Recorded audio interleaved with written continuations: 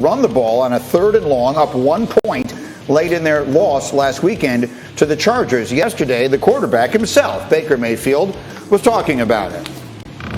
To us, it's about execution. It always comes down to that, whether it's the last drive of the fourth quarter or early on in the first half. You have to be hyper focused on those little details to be able to execute your offense no matter the circumstances. All right, this is a situation you are very close to, yes? Yes. You have residency in Cleveland, right? I do. Yes. That's where you will see me perform in Cleveland. Yeah, so let me preface this by saying I'm flying to Cleveland to cover this game Sunday. I will be in Cleveland for the Thursday night game against the Broncos as well. So I've covered a lot of Browns games. Let me also say, I'm a big Baker fan. I love cocky Baker. I live for cocky Baker. But what I'm seeing is a Baker that doesn't look as confident, a Baker who doesn't look as accurate all the time. Young Baker, despite all the head coaches he's had, he looked more accurate earlier. Now, he leads the league in off-target throws of 20-plus yards. Like, that to me is a problem, and I don't know if it's part of it is Baker, is it confidence, is it Stefanski? Greeny, you mentioned 3rd and 9. Yeah. You got to beat the Chargers. Then you punt. When I look at Brandon Staley talk about Justin Herbert, when I look at John Harbaugh, what do you want to do, Lamar? What do you want to do? I want to go for it. We're going for it. That's my guy. It's a different feel. It feels different than what I'm seeing with Baker. What do you think? I've been saying this for the last 2 years. Yeah. Nobody does less with more than Baker Mayfield. And it's not saying that Baker Mayfield is a bad quarterback. No. He's just not a superstar. You talk about Brandon Staley last week. What did he say when he talked about Herbert? He's a star. He's a superstar. Is that fair, We've though? never heard those Is that adjectives fair? used about Baker Mayfield. Understand he is what he is. He's a nice quarterback. But listen, this week he's going to step up against another guy that's a superstar and arguably the best quarterback from Oklahoma, right? And that's crazy, right? Because Baker is the veteran, right? Baker has just as many weapons. He has 2 of everything. But if it comes down to a 1-possession game and it's Kyler Murray has the ball last, you have confidence that he's going to figure a way out to put points on the board. When Baker Mayfield got the ball last week with 1 minute, we've seen Aaron Rodgers do it. We've seen Lamar Jackson do it. We knew nobody had confidence that Baker Mayfield was going to come down with a game-winning drive. He didn't get past midfield. How the hell you get past midfield? If you're the Browns, in the NFL? you're hoping Baker wins you the game. No. Whereas other You're hoping you don't teams, lose you feel the like game. you know. Well, they kind of coached it like they didn't want to let him lose it. And that is the point that you're making, and that is the part that makes you wonder if their confidence in him is somewhere closer to Bartholomew's confidence in him. Lewis, what do you think? I love when you say Bartholomew. Look, I think sometimes when it comes to quarterback discussion, we either think that a quarterback has to be Justin Herbert and Aaron Rodgers or else they suck and we got to get them out of the league. And then we got to find somebody else. And I don't necessarily think that, football teams or rather management looks at it that way. No, he is not on Justin Herbert's level. No, he's not on Aaron Rodgers' level. He's not on Patrick Mahomes' level.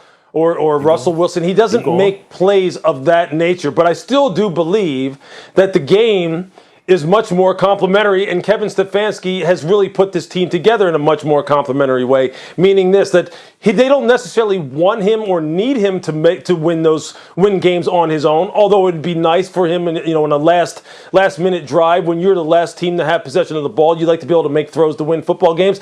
I don't think that necessarily that is exactly how you judge quarterbacks, and if they can't get that done on a consistent basis, that you just throw them on the scrap heap. He has more time to continue to figure this out, get healthy with that non-throwing shoulder injury, and see if he can improve his performance as the season goes on.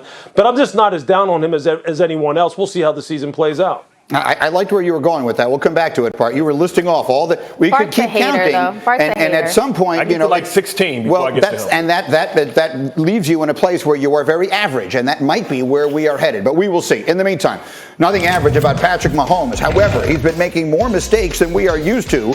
You'll hear why one member of this panel believes this is no longer his league and certainly not his year. The Super Bowl. All those and more as we get up with you. starting right now on a Thursday from the Seaport. Delighted you were there. Delighted they are here. Kimberly Martin ready to go. Bartholomew can't wait to hear his takes today. And Louis Riddick gets up early with us this morning as well. We are ready to rock and roll because the weekend starts tonight, and it's a good one. We got the defending Super Bowl champs kicking off Week 6, the Bucs in Philly. Tom Brady, what can you say? He's thrown 15 touchdowns this season, his second most ever through 5 games. The first was back in 2007. He broke basically every record that year. His counterpart tonight, Jalen Hurts, could make history with 216 passing yards. He'd become the first player ever to average 250 in the air and 50 on the ground in his first 10 career starts. But even though they're on the road, our analytics, our FPI, give the Bucs a 71% chance to win the game. They are the third biggest favorite of the weekend, in fact, behind Buffalo and Indianapolis. But let's go back to Brady. He's 44. He's lighting up the league. He leads all quarterbacks, throwing for 353 yards a game. If he keeps up that pace, you see the number on your screen, he would easily break the all-time record, and he would go over 6,000 yards. And the point that I would make as we bring it out here, and Bart, I'm going to start with you on this, is that even if this were a 16-game season, a lot of records may fall this year because they've added it, but he's on a pace to break the record in 16 games. Yeah. Have I mentioned he's 44 years old? Bart, is this a reasonable pace to ask this man at this age to keep up all year long? What's the pace that they have to have right now, Greeny? And listen, he did what most old people do. They move down to Florida and that good hot sun keeps all those joints nice and loose. But listen, right now, that's what they need him to do. And that's what franchise quarterbacks do. And that's what he's had to be asked to do at certain points in his career.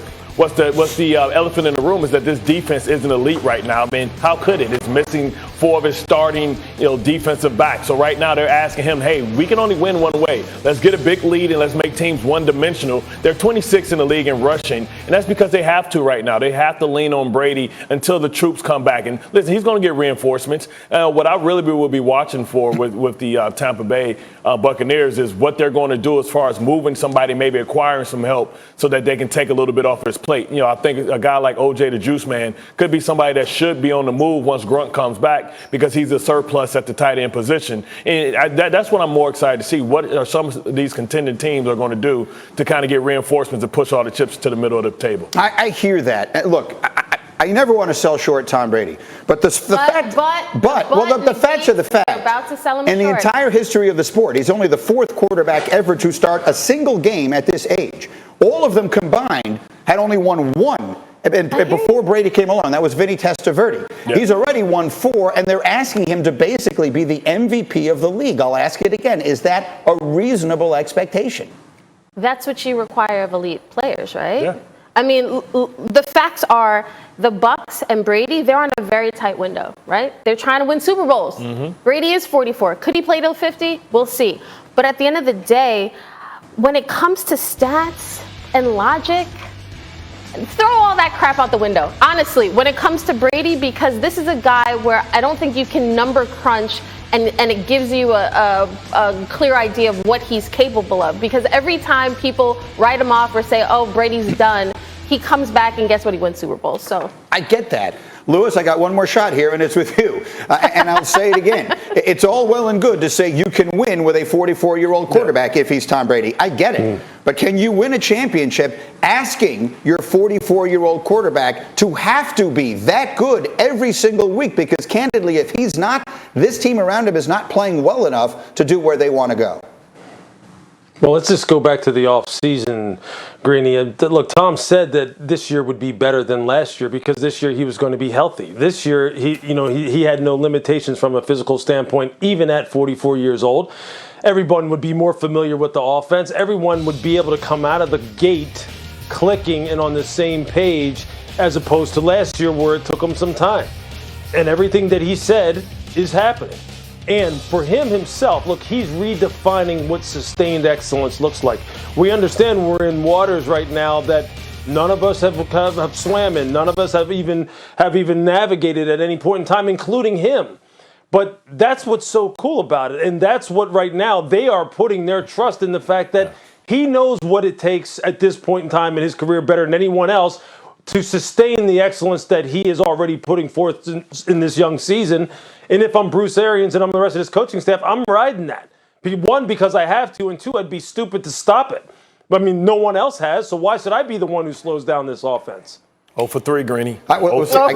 I can't find any concern, and that's fair enough. Look, maybe he I just have a little isn't. concern. I have a little concern. Maybe he's not even a human though. It's being. week I mean, six, look, though. I guess in a world where William Shatner can be in space at the age of 90, Tom Brady can win a Super Bowl at the age of 44. It's not impossible, but it's never happened before. Meantime, speaking of asking quarterbacks to do everything, their opponents tonight are the Philadelphia Eagles. And how about this? No team is depending on its quarterback or anybody more than the Eagles are depending on Jalen Hurts, who was accounted for 87% of their total offensive yards this year. That's the most of any player on any team. He's obviously